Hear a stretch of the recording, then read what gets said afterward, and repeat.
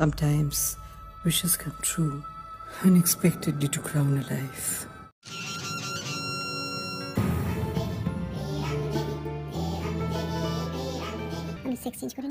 ঋতুর প্রবল চাহিদা ছিল, যা তার মানসিক ও শারীরিক জীবনকে প্রভাবিত করত।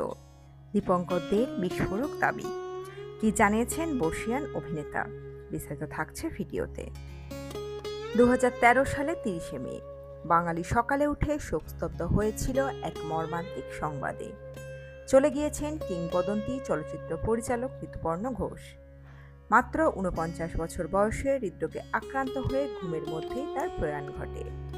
চিকিৎসকদের মতে এটি স্বাভাবিক মৃত্যু হলেও তার অকাল প্রয়াণ নিয়ে বিতর্ক আজও রয়েছে। ঋতুপর্ণ ছিলেন একজন অনন্য শিল্পী। তিনি সমকামিতা ও লিঙ্গ পরিচয়ের গণ্ডি ভেঙে নিজের মতো করে বাঁচতে চেয়েছিলেন। তবে তার জীবনযাত্রা ও শারীরিক পরিবর্তনের আকাঙ্ক্ষাই কি তাকে এই পরিণতির দিকে ঠেলে দিয়েছিল? হরমোন থেরাপি, ওষুধের পার্শ্ব প্রতিক্রিয়া, নাকি প্রবল মানসিক চাপ? এই প্রশ্নগুলো বারবার ফিরে এসেছে তার অনুরাগীদের মনে। সম্প্রতি এই বিতর্ককে নতুন করে উস্কে দিয়েছেন প্রবীণ অভিনেতা দীপঙ্কর দেব।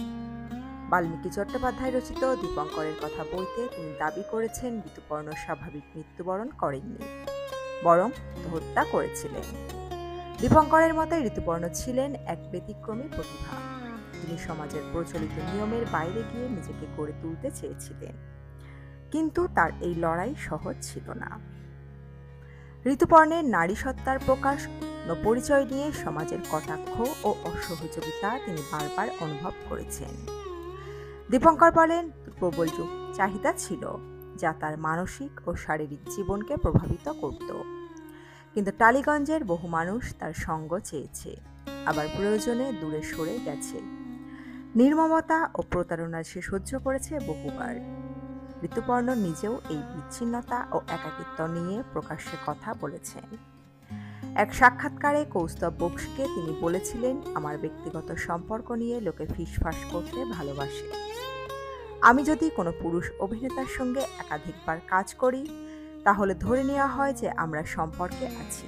এসব আমার গা সওয়া হয়ে গেছে। তিনি আরও বলেছিলেন, এই দেশে আমি সম্পর্ক এখনো ট্যাবু।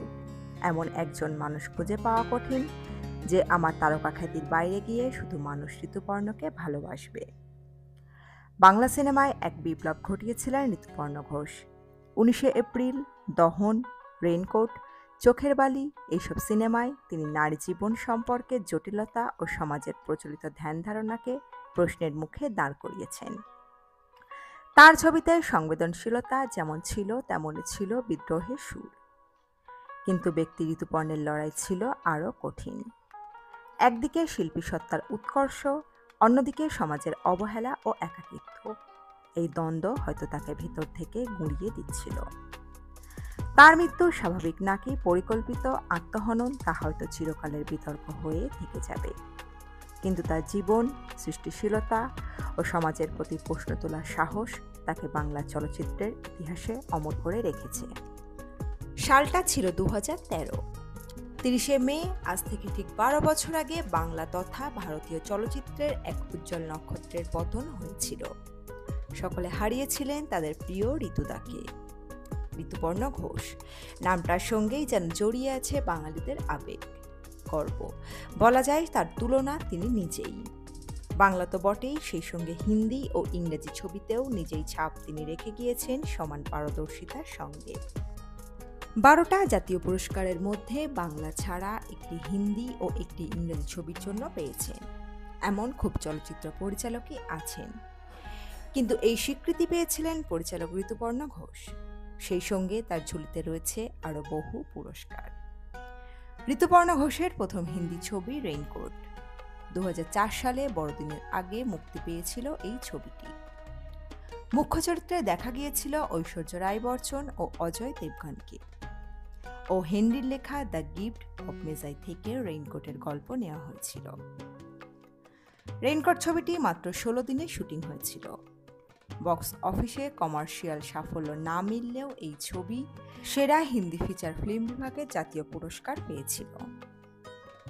আরও একটি হিন্দি ছবি তৈরি করেছিলেন ঋতুপর্ণ ঘোষ, মুম্বাই কাটিং। মায়ানগরীর 11টা ছোট গল্পের মিশেলে তৈরি এই ছবি 2008 সালে মুক্তি পেয়েছিল। এই 11টা ছবির পরিচালনা করেছিলেন মোট 11 জন পরিচালক, যার মধ্যে একজন ঋতুপর্ণ ঘোষ। তার পরিচালিত গল্পটির নাম আর্জ। এরপর 2013 সালে ঋতুপর্ণ ঘোষ পরিচালিত কমেডি থ্রিলার সানগ্লাস যথেষ্ট জনপ্রিয়তা অর্জন করেছে। পরিচালনার পাশাপাশি এই ছবির গল্পও লিখেছিলেন তিনি। এই ছবিটি বাংলা ও হিন্দি দুটি ভাষাতেই হয়েছিল। হিন্দি ছবিটির নাম ছিল তাক ঝাঁক। হিন্দি ও বাংলা দুটি ভার্সনেই মুখ্য চরিত্রে অভিনয় করেছিলেন কঙ্কনা সেন শর্মা। তার বিপরীতে টোটা রায়চৌধুরী ও হিন্দিতে আর মাধবনকে দেখা গিয়েছিল। এছাড়াও ছিলেন রাইমা সেন, জয়া বচ্চন, নাসিরুদ্দিন শাহের মতো অভিনেতারা। ঋতুপর্ণ ঘোষ পরিচালিত ইংরেজি ছবি দ্য লাস্ট ইয়ার 2007 সালে মুক্তি পায়। সেই বছরে ছবিটি সেরা ইংরেজি ফিচার ফিল্ম বিভাগে জাতীয় পুরস্কারও পায়। এমনকি শেফালি শাহ ছবিতে সেরা অভিনেত্রীর জন্য জাতীয় পুরস্কার পান। দ্য লাস্ট ইয়ার ছবিতে মুখ্য চরিত্রে অভিনয় করেছিলেন অমিতাভ বচ্চন, প্রীতি জিন্টা, অর্জুন রামপাল, দিব্যা দত্তা, শেফালি শাহ, যিশু সেনগুপ্ত, প্রসেনজিৎ চট্টোপাধ্যায় সহ আরও অনেকে। এছাড়াও 2010 সালে মুক্তি পেয়েছিল ঋতুপর্ণ ঘোষ, দীপ্তি নাভাল ও রাইমা সেন অভিনীত এবং সঞ্জয় নাগ পরিচালিত ছবি মেমোরিজ ইন মার্চ। এই ছবির চিত্রনাট্য লিখেছিলেন ঋতুপর্ণ। ছবিটি সেরা ইংরেজি ফিচার ফিল্ম বিভাগে জাতীয় পুরস্কার পায়। ঋতুপর্ণ ঘোষ এমন একজন শিল্পী যিনি তার কাজের মাধ্যমে 8 বছর কেন আগামী 80 বছর বেঁচে থাকবেন দর্শক মনে। 30শে মে তাকে সকল চিরবিদায় জানালেও আসলে এই ঋতু যেন চিরকালীন। এই ঋতু কিন্তু যে সে ঋতু ছিলেন না, তিনি ছিলেন সর্বদা রঙিন। সাদা কালো ফিল্মেও যিনি তুলে ধরতেন সাধারণ জিনিসকে রঙিনভাবে, যিনি বাংলা ছবিতে নিয়ে এসেছিলেন এক অন্য ধারা। তার জন্ম 1963 সালের 31শে আগস্ট। পড়াশোনা শেষে কেরিয়ার শুরু করেন বিজ্ঞাপন জগতে। সেই সময় বোরোলিনের বিখ্যাত বিজ্ঞাপনের ট্যাগলাইন তাঁর সৃষ্টি। 1992-এ ফিল্ম কেরিয়ার শুরু তাঁর। শীর্ষেন্দু মুখোপাধ্যায়ের উপন্যাস অবলম্বনে তৈরি ছবি হীরের আংটি। এরপর তৈরি ছবি 19শে এপ্রিল, যা বেস্ট ফিচার ফিল্ম অ্যাওয়ার্ড পায়। তুমি পারবে ভাত করতে? চেষ্টা করব। প্রেসার কুকারে তো? এরপর সুচিত্রা ভট্টাচার্যের উপন্যাস অবলম্বনে বানান ছবি দহন, যা কিনা ন্যাশনাল অ্যাওয়ার্ড পায়। 1999-এ মুক্তি পায় ছবি অশোক ও বাড়িওয়ালি। দুটি ছবি জাতীয় পুরস্কার পায়। উৎসব ছবির জন্য পরিচালক ঋতুপর্ণ ঘোষ বেস্ট ডিরেক্টর হিসাবে ন্যাশনাল অ্যাওয়ার্ড পান। 2003-এ মুক্তি পায় তার ছবি তিতলি। সম্পর্কে টানাপোড়েনে পরিস্ফুট হয়েছে এই ছবিতে। এই ছবির মেঘ পিয়নের ব্যাগের ভিতর গানটি আজও সকলের মন ছুঁয়ে যায়। এরপর মুক্তি পায় ছবি শুভ মুহূর্ত। একই বছরে মুক্তি পায় রবি ঠাকুরের উপন্যাস অবলম্বনে ঐশ্বর্য রায়কে নিয়ে তৈরি ছবি চোখের বালি। বাবা, আমি একটু কথা বলছি, আসছি। এরপর একে একে রেইনকোট, দোসর, দ্য লাস্ট ইয়ার, আবহমান, যার অধিকাংশই পুরস্কার প্রাপ্ত। 2001-এ কৌশিক গাঙ্গুলির আরেকটি প্রেমের গল্পে অভিনেতা হিসাবে তার প্রথম আত্মপ্রকাশ ঘটে।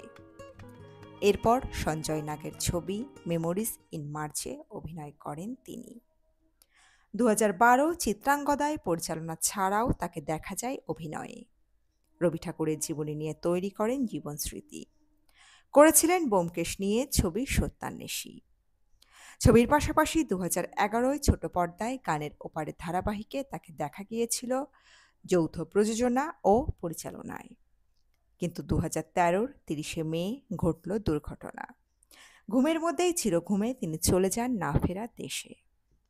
ভিডিওটি শেষ করবার আগে ঋতুপর্ণ ঘোষ সম্পর্কে আরও বেশ কিছু তথ্য দিয়ে রাখা প্রয়োজন। ঋতুপর্ণ ঘোষই হলেন একমাত্র পরিচালক যিনি সমগ্র বচ্চন পরিবারের সঙ্গে কাজ করেছেন।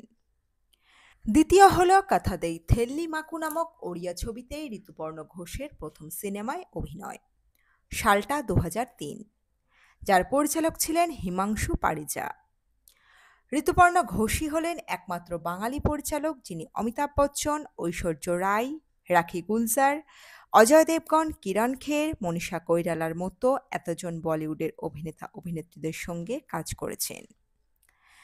চতুর্থত ঋতুপর্ণ ঘোষের দ্বিতীয় ছবি 19 এপ্রিল, আসলে সত্যজিৎ রায়ের জলসাঘর থেকে অনুপ্রাণিত হয়ে তৈরি করা।